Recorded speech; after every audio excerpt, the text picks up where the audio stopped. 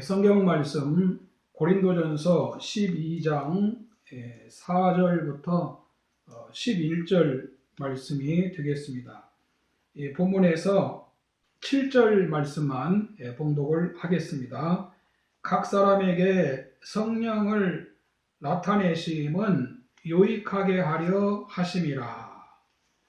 이 말씀을 가지고 지난주에 이어서 두 번째로 성령님이 하시는 일, 이런 제목으로 같이 말씀을 나누겠습니다.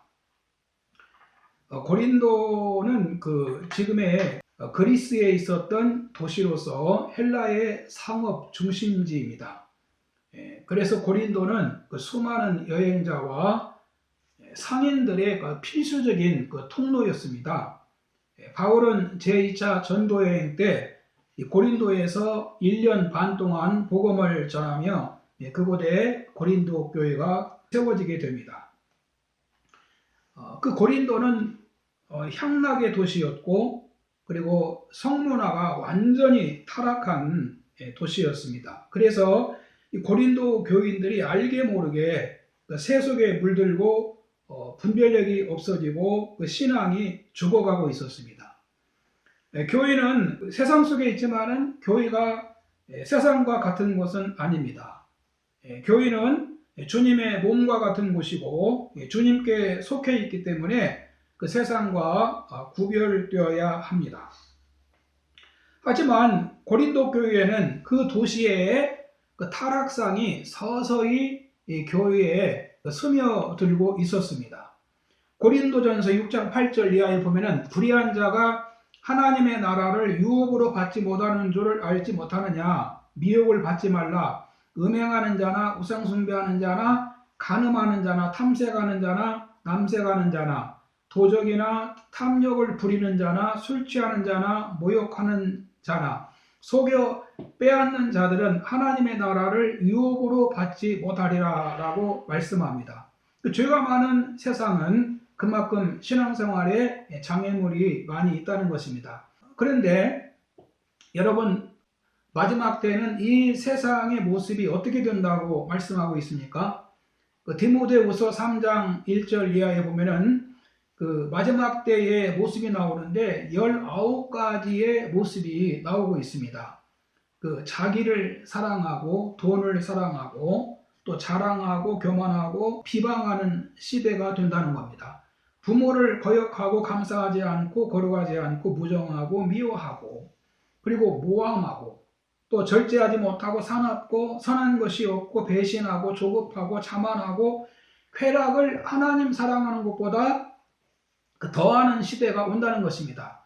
경건의 모양은 있으나 경건의 능력을 부인하니 이 같은 자들에게서 네가 돌아서라, 그렇게 말씀합니다.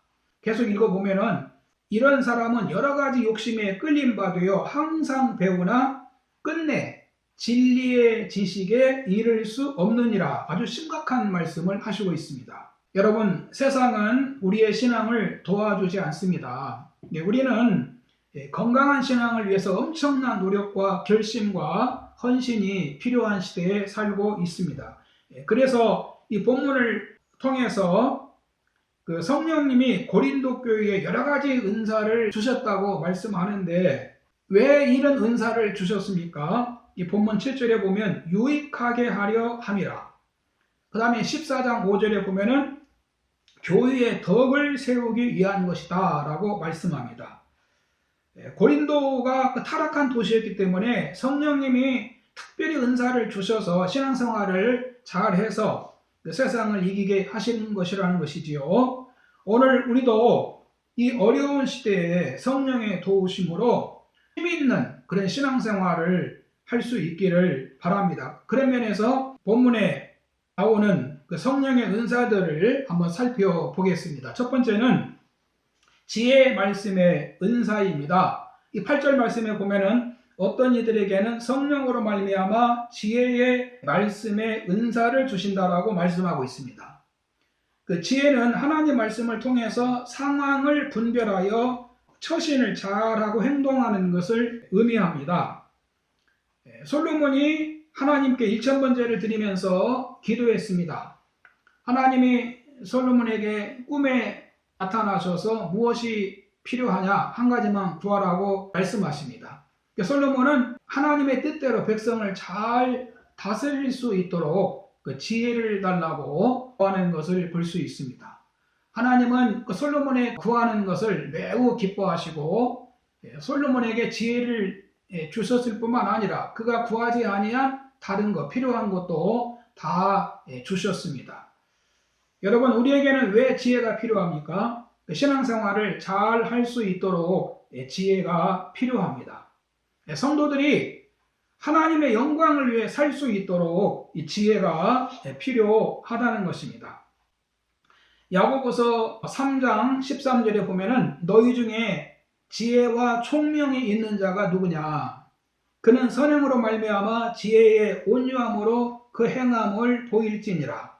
그러나 너희 마음속에 독한 시기와 다툼이 있으면 자랑하지 말라. 진리를 거슬러 거짓말하지 말라. 이러한 지혜는 위로부터 내려온 것이 아니요 땅 위의 것이요 정욕의 것이요 귀신의 것이니 시기와 다툼이 있는 곳에는 혼란과 모든 악한 일이 있음이라.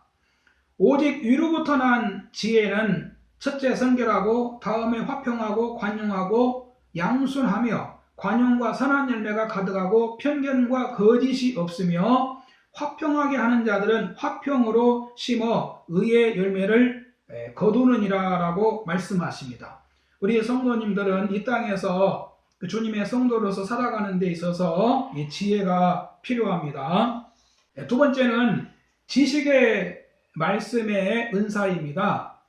이 지식의 말씀의 은사는 하나님을 아는 것이라고 말할 수 있습니다. 호세아서 6장 3절에 보면 그러므로 우리가 여호와를 알자 힘써 알자 그의 나타나심은 새벽빛같이 어김이 없나니 비와 같이 땅을 적시는 늦은 비와 같이 우리에게 임하시리라 하니라.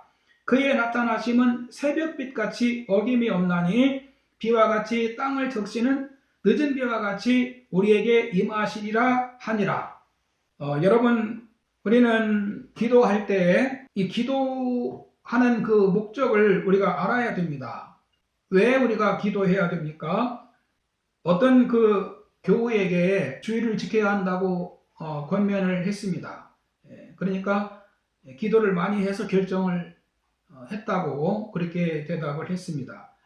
저는 그 얘기를 듣고 내심 놀랐습니다. 이 주의를 지키는 일을 기도로 결정하는 것이 아닙니다. 하나님의 명령은 내가 기도로 결정하는 것이 아니라 주의 말씀을 순종할 수 있게 해달라고 기도해야 하는 것입니다. 성도는 왜 기도해야 하는지를 알아야 됩니다. 여러분, 주님을 모르면 우상에게 빌듯이 기도하는 것입니다. 하나님을 알아야 됩니다. 우물 안에 개구리는 우물 안에 있는 것만 보입니다. 밖에 넓은 세상이 있는 줄 모릅니다. 낯 놓고 기억자도 모른다, 등잔 밑이 어둡다는 말이 있지요. 아무리 좋은 것이 가까이 있어도 지식이 없으면 모른다는 것입니다. 사도 바울은 예수 그리스도를 아는 지식이 가장 고상하다라고 말씀을 했습니다. 여러분, 지식의 말씀을 통해서 예수 그리스도를 아는 믿음과 기쁨이 있기를 바랍니다. 우리는 하나님께로서 나서 예수 그리스도 안에 있고 예수님은 하나님께로 나서 우리에게 지혜와 의와 구속과 거룩함이 되셨느니라라고 말씀하십니다. 지식의 말씀을 통해서 예수 그리스도를 알고 믿는 기쁨이 있기를 바랍니다. 세 번째는 믿음의 은사입니다. 믿음의 은사는 믿음으로 구원받는 것 그 이상을 말합니다. 은사로서의 믿음입니다. 물론 앞에서도 지혜 말씀의 은사, 지식의 말씀의 은사 다 그 성령이 특별히 주시는 은사라고 믿습니다. 이 믿음의 은사는 그 성령님이 주시는데 그래서 이 믿음의 은사는 어려운 장애물이 나타나도 흔들리지 않고 주님을 굳게 믿고 나가는 것을 말합니다. 그 다니엘서에 나오는 다니엘과 그의 세 친구들이 가진 믿음이다라고 할 수 있습니다. 그 히브리서 11장 34절에 보면은 그들은 믿음으로 나라들을 이기기도 하며 의를 행하기도 하며 약속을 받기도 하며 사자들의 입을 막기도 하며 불의 세력을 멸하기도 하며 칼날을 피하기도 하며 연약한 가운데 강하게 되기도 하며 이런 말씀이 있습니다. 느부갓네살이 두라 평지에 그 30m짜리 우상을 세워놓고 낙성식 하는 날에 그 만주백관들로 하여금 악기 연주에 맞춰서 자기가 세운 금신상에게 절을 하게 했지요. 그런데 다니엘의 세 친구가 우상에게 절하는 것을 거절합니다. 그 일로 경쟁자들로부터 고발을 당합니다. 왕은 이제라도 신상에게 절하면 불구덩이에 던지지 않고 살려주겠다고 했습니다. 그러자 사드락 메삭 아벳느고는 하나님께서 살아계시면 우리를 구해 주실 것입니다. 그러나 그리 아니하실지라도 우리는 우상에게 절하지 않습니다. 결국 그들은 왕의 진노로 군사들에게 끌려서 풀무불에 던져집니다. 풀무불 화력이 얼마나 센지 던지던 사람들도 타서 죽었다라고 말씀하고 있습니다. 그런데 놀라운 광경이 벌어졌지요. 그 불 속에 세 사람을 던졌는데 네 사람이 있는 겁니다. 한 분은 신의 아들과 같다고 했습니다. 느부갓네살이 깜짝 놀랍니다. 그의 신하들을 통해서 다시 확인한 후에 그들을 불에서 나오게 합니다. 세 사람이 나옵니다. 주님이 그들의 믿음을 보시고 불 가운데 나타나셔서 그들을 지켜주신 것입니다. 믿음으로 불의 세력을 이기기도 하며, 그래서 그 다니엘서 3장 27절 이하에 보면은 그 느부갓네살이 하나님의 그 놀라운 능력을 보고 그가 다스리는 모든 나라에 조서를 내리지요. 그러므로 내가 이제 조서를 내리노니 각 사람과 각 나라와 각 언어를 말하는 자가 모두 사드락과 메삭과 아벳느고의 하나님께 경솔히 말하거든 그 몸을 쪼개고 그 집을 거름터로 삼을지니 이는 이같이 사람을 구원할 다른 신이 없음이니라 하더라. 왕이 드디어 사드락과 메삭과 아벳느고를 바벨론 지방에서 더욱 높이니라. 여러분, 이때가 이 다니엘이 바벨론으로 끌려온 지 5년에서 한 7년 정도로 볼 수 있습니다. 남유다가 바벨론에 세 차례의 공격을 받습니다.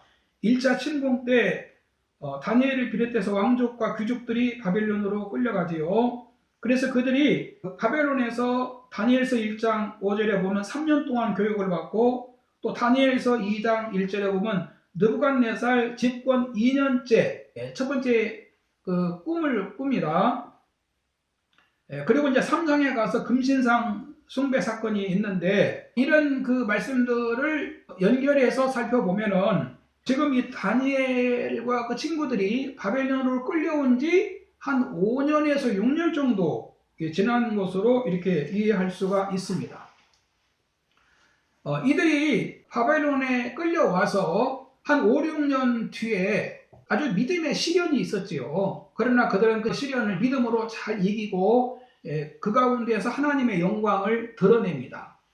그리고 그들이 바벨론으로 끌려온 지 그 8년째 되는 해에는 또 바벨론이 두 번째 유다를 침공해서 2차로 여호야긴 왕과 신하들과 에스겔 등 많은 사람들이 바벨론으로 끌려옵니다. 그 풀무불 기적이 있은 지 2, 3년 뒤에지요.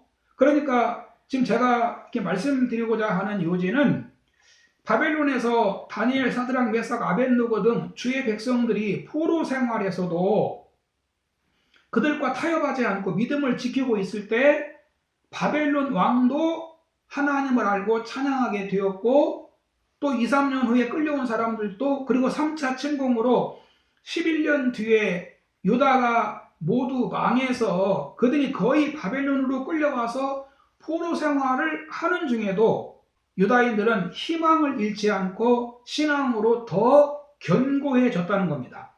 그래서 이 바벨론 포로 생활 중에 유대인들은 그 시나고그, 그 회당을 세워서 그 회당에서 모여서 하나님 말씀을 배우기도 하고 하나님께 예배드리고, 또 신앙 공동체가 만들어지고 바리새인, 사두개인 등 신앙 공동체가 이때 생겼다고 그러죠. 이뿐만이 아니라 바벨론에서 익명의 편집자에 의해서 열왕기 상하, 이스라엘 역사책이 나오고 역대상하도 이때 그 대제사장 에스라가 BC 450년경에 그 기록을 했다고 이렇게 말씀을 보고 있습니다. 제가 이렇게 딱딱하고 어려운 이 얘기를 하는 것은 그렇습니다. 대제국 바벨론에서도 주의 백성들이 그 믿음으로 세상에 빠지지 않고 하나님을 섬기며 살 때 그들은 그곳에 침몰하지 않고 그곳에서 하나님의 영광을 드러내고, 그리고 바벨론으로 끌려간 하나님 백성들도 믿음이 살아날 수가 있었다는 거예요. 그러니까 지금도 성령님이 우리에게 믿음을 주셔서 이 코로나19로 상처받은 우리 심령이 다시 믿음이 불이 붙어야 한다는 것이죠. 주여 우리에게도 주님을 잘 섬기는 믿음을 주옵소서. 성령의 도우심으로 여러분 우리의 믿음이 살아날 수 있기를 바랍니다. 계속해서 보면은 그 성령의 은사들이 나옵니다. 이 병 고치는 은사, 능력 행함의 은사, 영 분별의 은사, 방언 말함의 은사 등이 나오고 있습니다. 여러분, 주님은 우리에게 은혜를 주셔서 하나님을 섬기도록 도와주십니다. 이 악한 시대에 주님의 성령님의 은사가 우리에게 있어서 정말 어려운 때 더 우리가 신앙생활에 분발하셨으면 좋겠습니다. 그런데 그 은사 중에서도 제일 중요한 은사가 있어요. 누구나 받아야 되는데 무슨 은사입니까? 본문 12장 31절에서 13장에 나오는 말씀인데 사랑의 은사입니다. 성령님은 우리가 주님을 섬기는 지혜, 지식, 믿음, 능력 등 이 중요한 은사를 주셨는데, 하지만 항상 이 사랑이 전제가 되어야 한다는 것입니다. 여러분, 사랑이 없으면 어떤 은사도 아무 소용이 없다라고 고린도전서 13장 1절에서 말씀합니다. 내가 사람의 방언과 천사의 말을 할지라도 사랑이 없으면 소리나는 구리와 울리는 괭과리가 되고, 내가 예언하는 능력이 있어 모든 비밀과 모든 지식을 알고 산을 옮길 만한 모든 믿음이 있을지라도 사랑이 없으면 내가 아무것도 아니요. 내가 내게 있는 모든 것으로 구제하고 또 내 몸을 불사르게 내줄지라도 사랑이 없으면 내게 아무 유익이 없느니라. 그러면서 그 사랑에 대해서 얘기하지요. 사랑은 오래 참고 온유하고 시기하지 않고 자랑하지 않고 교만하지 않고 무례히 행치 않고 자기의 욕심을 채우지 않고 성내지 않고 악심 품지 않고 불의를 기뻐하지 않고 진리와 함께 기뻐하고 모든 것을 참으며 모든 것을 믿으며 바라며 견디어 내는 이 사랑의 그 속성에 대해서 말씀하고 있습니다. 어려운 때입니다. 우리 모두 열심히 신앙생활에서 성령의 도우심으로 정말 주님의 교회 잘 섬기시고 또 믿음으로 승리하고 주님의 많은 사랑을 받는 여러분들 되시기를 바랍니다.